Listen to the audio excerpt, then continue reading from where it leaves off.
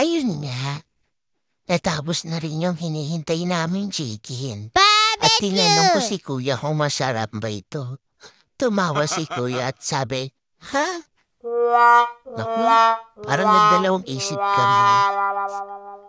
Pero mukha naman siyang masarap. Wow!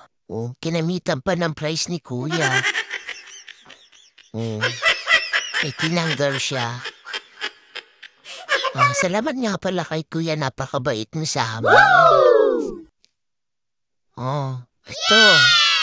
Naray namin to. Kasi nag-trending to. So, hinanap talaga namin ito ni Tita Vance. O, yan na yung order namin. Oh, ayan.